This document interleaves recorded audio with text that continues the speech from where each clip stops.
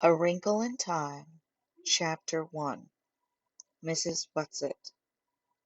It was a dark and stormy night. In her attic bedroom, Margaret Murray, wrapped in an old patchwork quilt, sat on the foot of her bed and watched the trees tossing in the frenzied lashing of the wind. Behind the trees, clouds scudded frantically across the sky. Every few moments the moon ripped through them, creating wraith-like shadows that raced along the ground. The house shook. Wrapped in her quilt, Meg shook. She wasn't usually afraid of weather. It's not just the weather, she thought. It's the weather on top of everything else. On top of me. On top of Meg Murray doing everything wrong. School. School was all wrong. She'd been dropped down to the lowest section in her grade. That morning one of her teachers had said crossly, "Really, Meg, I don't understand how a child with parents as brilliant as yours are supposed to be can be such a poor student. If you don't manage to do a little better, you'll have to stay back next year." During lunch she'd roughhoused a little to try to make herself feel better, and one of the girls said scornfully, "After all, Meg, we aren't grammar school kids any more. Why do you always act like such a baby?" And on the way home from school, walking up the road with her arms full of books, one of the boys had said something about her quote, "dumb baby brother." At this, she'd thrown the books on the side of the road and tackled him with every ounce of strength she had, and arrived home with her blouse torn and a big bruise under one eye. Sandy and Dennis, her 10-year-old twin brothers, who got home from school an hour earlier than she did, were disgusted. "Let us do the fighting when it's necessary," they told her. A delinquent. That's what I am, she thought grimly. That's what they'll be saying next. Not mother, but them. Everybody else. I wish father. But it was still not possible to think about her father without the danger of tears. Only her mother could talk about him in a natural way, saying, "When your father gets back." Gets back from where? And when? Surely her mother must know what people were saying, must be aware of the smugly vicious gossip. Surely it must hurt her as it did Meg. But if it did, she gave no outward sign. Nothing ruffled the serenity of her expression. "Why can't I hide it too?" Meg thought. "Why do I always have to show everything?" The window rattled madly in the wind, and she pulled the quilt close about her.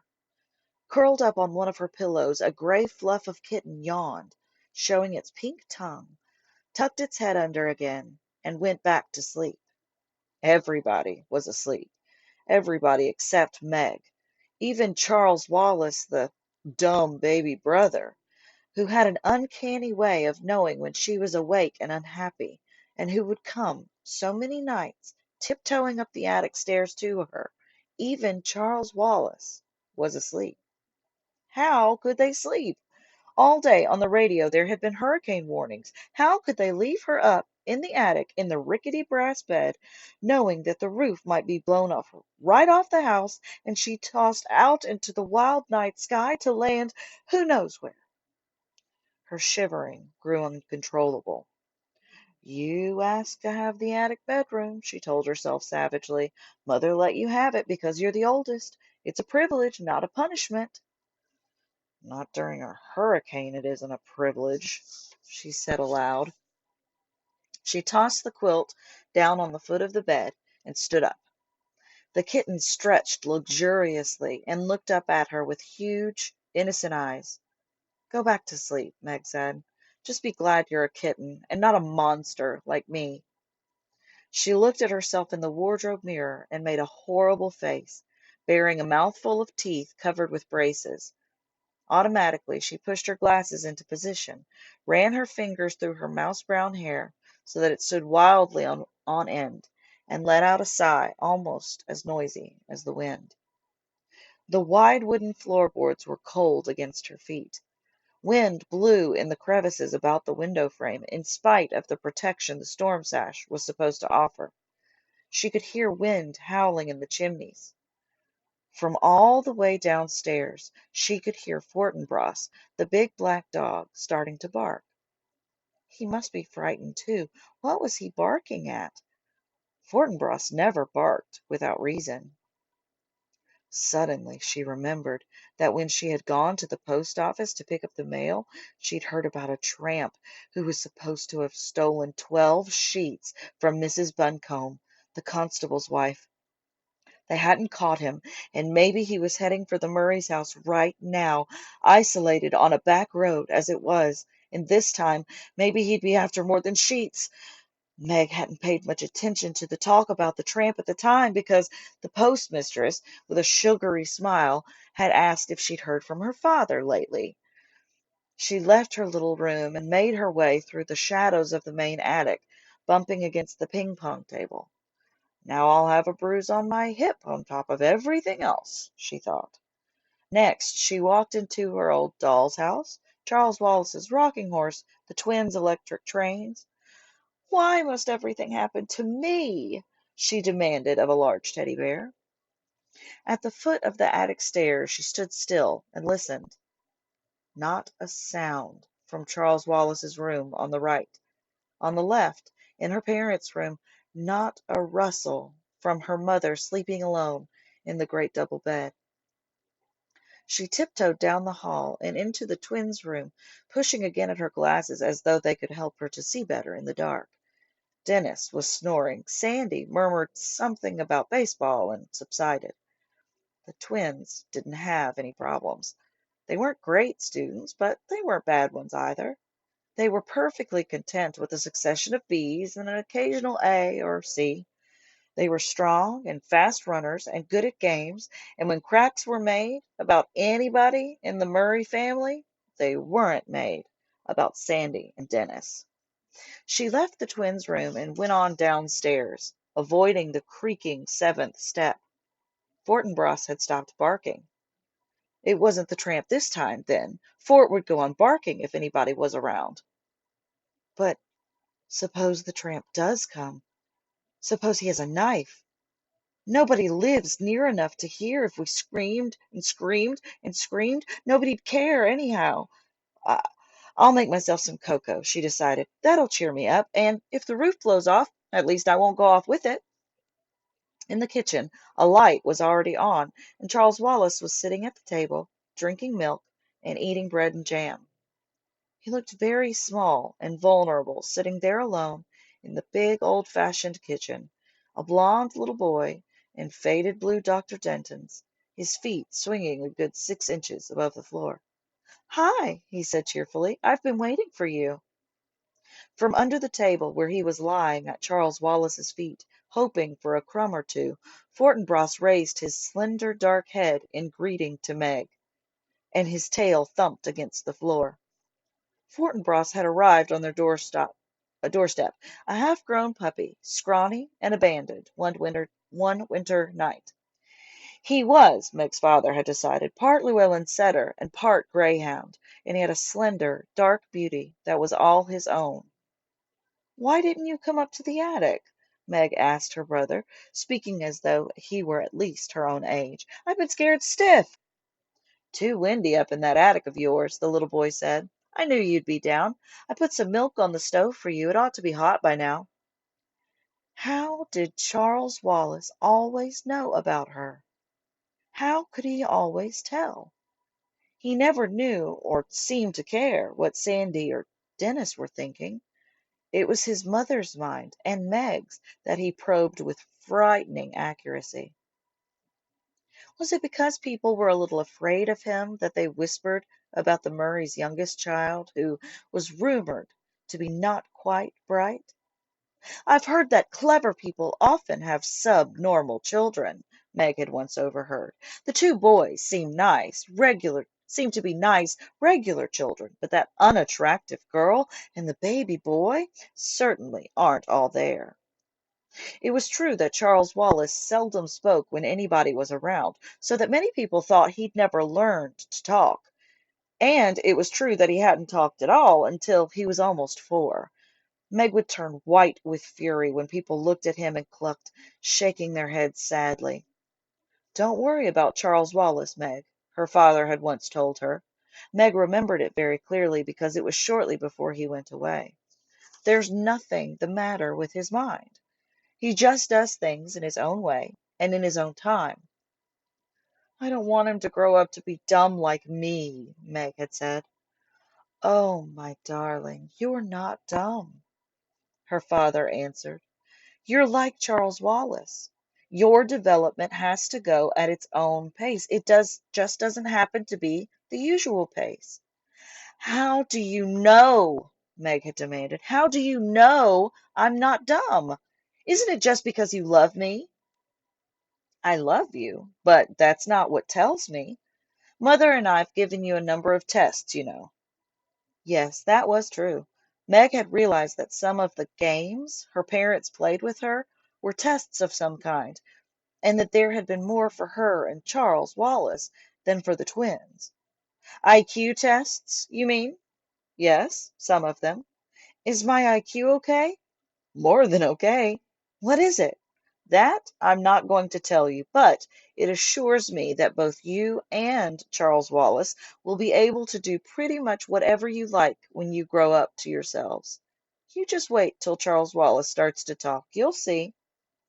How right he had been about that, though he himself had left before Charles Wallace began to speak. Suddenly, with none of the usual baby preliminaries, using entire sentences. How proud he would have been. "You'd better check the milk," Charles Wallace said to Meg now, his diction clearer and cleaner than that of most 5-year-olds. "You know you don't like it when it gets a skin on top." "You put in more than twice enough milk." Meg peered into the saucepan. Charles Wallace nodded serenely. "I thought Mother might like some." "I might like what?" a voice said, and there was their mother standing in the doorway. "Cocoa," Charles Wallace said. "Would you like a liverwurst and cream cheese sandwich? I'll be happy to make you one." "That would be lovely," Mrs. Murray said, "but I can make it myself if you're busy." "No trouble at all." Charles Wallace slid down from his chair and trotted over to the refrigerator, his pajamaed feet patting softly as a kitten's. "How about you, Meg?" he asked. "Sandwich?" "Yes, please," she said, "but not liverwurst. Do we have any tomatoes?" Charles Wallace peered into the crisper. "One. All right if I use it on Meg, Mother?" "To what better use could it be put?" Mrs. Murray smiled. "But not so loud, please, Charles. That is, unless you want the twins downstairs, too." "Let's be exclusive," Charles Wallace said. "That's my new word for the day. Impressive, isn't it?" "Prodigious," Mrs. Murray said. "Meg, come let me look at that bruise." Meg knelt at her mother's feet. The warmth and light of the kitchen had relaxed her so that her attic fears were gone. The cocoa steamed fragrantly in the saucepan. Geraniums bloomed on the window sills, and there was a bouquet of tiny yellow chrysanthemums in the center of the table. The curtains, red, with a blue and green geometrical pattern, were drawn, and seemed to reflect their cheerfulness throughout the room. The furnace purred like a great, sleepy animal. The lights glowed with steady radiance. Outside, alone in the dark, the wind still battered against the house, but the angry power that had frightened Meg while she was alone in the attic was subdued by the familiar comfort of the kitchen. Underneath Mrs. Murray's chair, Fortinbras let out a contented sigh. Mrs. Murray gently touched Meg's bruised cheek. Meg looked up at her mother, half in loving admiration, half in sullen resentment. It was not an advantage to have a mother who was a scientist and a beauty as well. Mrs. Murray's flaming red hair, creamy skin, and violet eyes with long dark lashes seemed even more spectacular in comparison with Meg's outrageous plainness. Meg's hair had been passable as long as she wore it tidily in braids. When she went into high school, it was cut, and now she and her mother struggled with putting it up, but one side would come out curly and the other straight so that she looked even plainer than before. "You don't know the meaning of moderation, do you, my darling?" Mrs. Murray asked. "A happy medium is something I wonder if you'll ever learn." "That's a nasty bruise the Henderson boy gave you. By the way, shortly after you'd gone to bed his mother called up to complain about how badly you'd hurt him.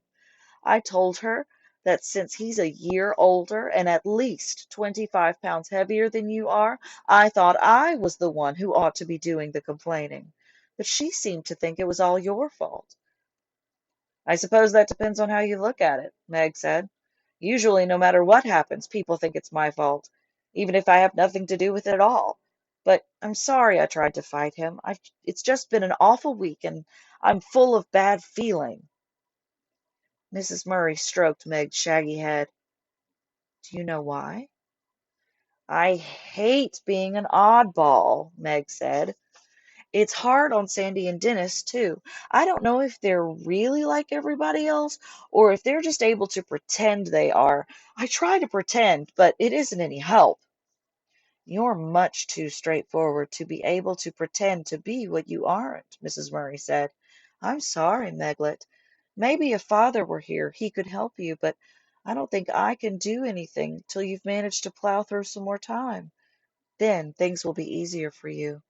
But that isn't much help right now, is it? Maybe if I weren't so repulsive looking. Maybe if I were pretty like you." "Mother's not pretty. Mother's not a bit pretty. She's beautiful," Charles Wallace announced, slicing liverwurst. "Therefore, I bet she was awful at your age." "How right you are," Mrs. Murray said. "Just give yourself time, Meg." "Lettuce on your sandwich, Mother?" Charles Wallace asked. "No, thanks." He cut the sandwich into sections, put it on a plate, and set it in front of his mother. "Yours will be along in just a minute, Meg. I think I'll talk to Mrs. Whatsit about you." "Who's Mrs. Whatsit?" Meg asked. "I think I want to be exclusive about her for a while," Charles Wallace said. "Onion salt?" "Yes, please." "What's Mrs. Whatsit stand for?" Miss Murray asked. "That's her name," Charles Wallace answered. "You know the old shingled house back in the woods that the kids won't go near because they say it's haunted? That's where they live." "They?" "Mrs. Whatsit and her two friends. I was out with Fortinbras a couple of days ago. You and the twins were at school, Meg. We liked to walk in the woods, and suddenly he took off after a squirrel, and I took off after him, and we ended up by the haunted house. So I met them by accident, as you might say." "But nobody lives there," Meg said. "Mrs. Whatsit and her friends do. They're very enjoyable." "Why didn't you tell me about it before?" Mrs. Murray asked. "And you know you're not supposed to go off our property without permission, Charles." "I know," Charles said. "That's one reason I didn't tell you. I just rushed after Fortinbras without thinking, and then I decided, well, I'd better save them for an emergency anyhow." A fresh gust of wind took the house and shook it, and suddenly the rain began to lash against the windows. "I don't think I like this wind," Meg said nervously. "We'll lose some shingles off the roof, that's certain," Mrs. Murray said. "But this house has stood for almost 200 years, and I think it will last a little longer. Meg, there's been many a high wind up on this hill." "But this is a hurricane!" Meg wailed. "The radio kept saying it was a hurricane." "It's October," Mrs. Murray told her. "There have been storms in October before." As Charles Wallace gave Meg her sandwich, Fortinbras came out from under the table. He gave a long, low growl, and they could see the dark fur slowly rising on his back. Meg felt her own skin prickle. "What's wrong?" she asked anxiously. Fortinbras stared at the door that opened into Mrs. Murray's laboratory, which was in that old stone dairy right off the kitchen. Beyond the lab, a pantry led outdoors, though Mrs. Murray had done her best to train the family to come into the house through the garage door or the front door and not through her lab. But it was the lab door and not the garage door toward which Fortinbras was growling. "You didn't leave any nasty smelling chemicals cooking over a Bunsen burner, did you, Mother?" Charles Wallace asked. Mrs. Murray stood up. No, but I think I'd better go see what's upsetting Fort, anyhow. It's the tramp. I'm sure it's the tramp, Meg said nervously. What tramp? Charles Wallace asked. They were saying at the post office this afternoon that a tramp stole all Mrs. Buncombe's sheets. We'd better sit on the pillowcases then, Mrs. Murray said lightly. I don't think even a tramp would be out on a night like this, Meg. But that's probably why he is out, Meg wailed, trying to find a place not to be out. In which case, I'll offer him the barn till morning. Mrs. Murray went briskly to the door. I'll go with you. Meg's voice was shrill. No, Meg, you stay with Charles and eat your sandwich. Eat? Meg exclaimed as Mrs. Murray went out through the lab. How does she expect me to eat? Mother can take care of herself, Charles said. Physically, that is. But he sat in his father's chair at the table, and his legs kicked at the rungs, and Charles Wallace, unlike most small children, had the ability to sit still. After a few moments that seemed like forever to Meg, Mrs. Murray came back in, holding the door open for was it the tramp? It seemed small for Meg's idea of a tramp. The age or gender was impossible to tell, for it was completely bundled up in clothes. Several scarves of assorted colors were tied about the head, and a man's felt hat perched atop. A shocking pink stole was knotted about a rough overcoat, and black rubber boots covered the feet. Mrs. Whatsit, Charles said suspiciously, what are you doing here? And at this time of night, too. Now don't you be worried, my honey. A voice emerged from among turned-up coat collar, stole, scarves, and hat, a voice like an unoiled gate, but somehow not unpleasant. Mrs. Whatsit says she lost her way, Mrs. Murray said. Would you care for some hot chocolate, Mrs. Whatsit? Charmed, I'm sure, Mrs. Whatsit answered, taking off the hat and the stole. It isn't so much that I lost my way as that I got blown off course. And when I realized that I was at little Charles Wallace's house, I thought I'd just come in and rest a bit before proceeding on my way. How did you know this was Charles Wallace's house? Meg asked. Well, by the smell. Mrs. Whatsit untied a blue and green paisley scarf, a red and yellow flowered print, a gold liberty print, a red and black bandana. Under all this, a sparse quantity of grayish hair was tied in a small but tidy knot on the top of her head. Her eyes were bright, her nose a round, soft blob, her mouth puckered like an autumn apple. My, but it's lovely and warm in here, she said. Do sit down. Mrs. Murray indicated a chair. Would you like a sandwich, Mrs. Whatsit? I've had liverwurst and cream cheese. Charles has had bread and jam, and Meg, lettuce and tomato. Now, let me see. Mrs. Whatsit pondered. I'm passionately fond of Russian caviar. You peaked! Charles cried indignantly. We're saving that for Mother's birthday, and you can't have any. Mrs. Whatsit gave a deep and pathetic sigh. Oh, no, Charles said. Now, you mustn't give in to her, Mother, or I shall be very angry. How about tuna fish salad? All right, Mrs. Whatsit said meekly. I'll fix it, Meg offered, going to the pantry for a can of tuna fish. For crying out loud, she thought. This old woman comes barging in on us in the middle of the night, and Mother takes it as though there weren't anything peculiar about it at all. I'll bet she is the tramp. I'll bet she did steal those sheets. And she's certainly no one Charles Wallace ought to be friends with, especially when he won't even talk to ordinary people. I've only been in the neighborhood a short time, Mrs. Whatsit was saying as Meg switched off the pantry light and came back into the kitchen with the tuna fish. And I didn't think I was going to like the neighbors at all until dear little Charles came over with his dog. Mrs. Whatsit? Charles Wallace demanded severely. Why did you take Mrs. Buncombe's sheets? Well, I needed them, Charles dear. You must return them at once.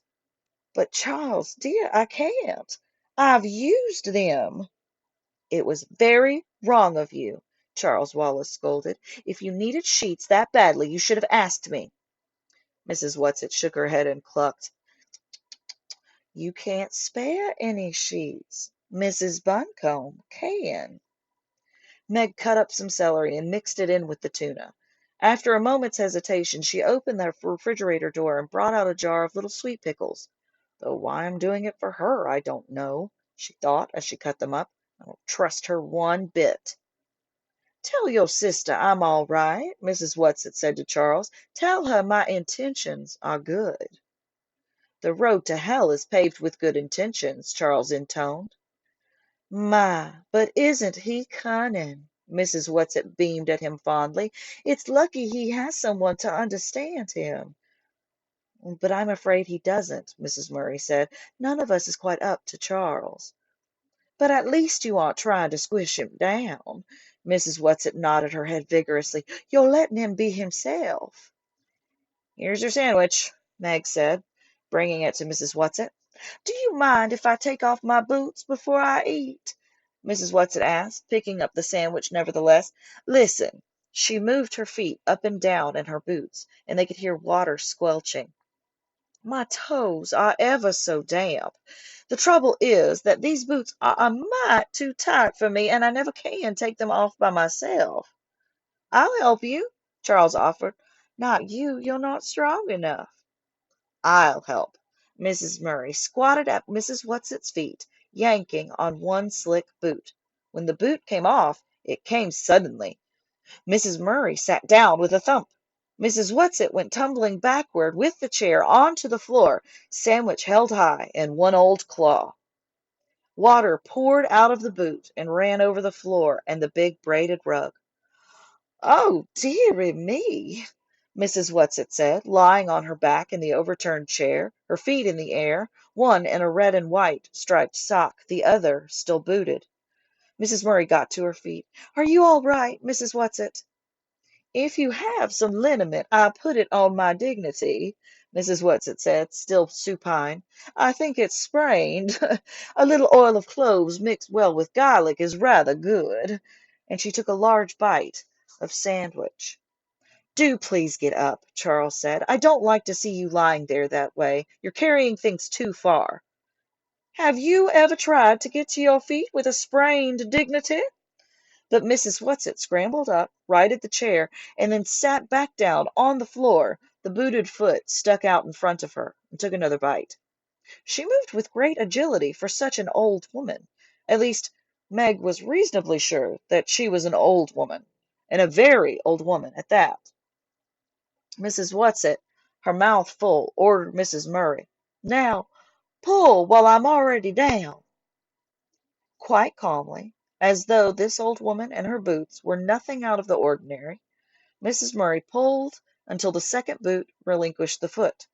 This foot was covered with a blue and gray argyle sock, and Mrs. Whatsit sat there, wriggling her toes, contentedly finishing her sandwich before scrambling to her feet. Ah, she said, that's ever so much better, and took both boots and shook them out over the sink. My stomach is full, and I'm warm inside and out, and it's time I went home. Don't you think you'd better stay until morning? Mrs. Murray asked. Oh, thank you, dearie, but there's just so much to do. I just can't waste time sitting around frivoling. It's much too wild a night to travel in. Wild nights are my glory, Mrs. Whatsit said. I just got caught in a downdraft and blown off course. Well, at least till your socks are dry. Oh, wet socks don't bother me. I just didn't like the water squishing around in my boots. Now, don't worry about me, lamb. Lamb was not a word one would ordinarily think of calling Mrs. Murray. I shall just sit down for a moment and pop on my boots, and then I'll be on my way. Oh, speaking of ways, pet, by the way, there is such a thing as a tesseract. Mrs. Murray went very white, and with one hand reached backward and clutched at a chair for support. Her voice trembled. What did you say? Mrs. Whatsit tugged at her second boot.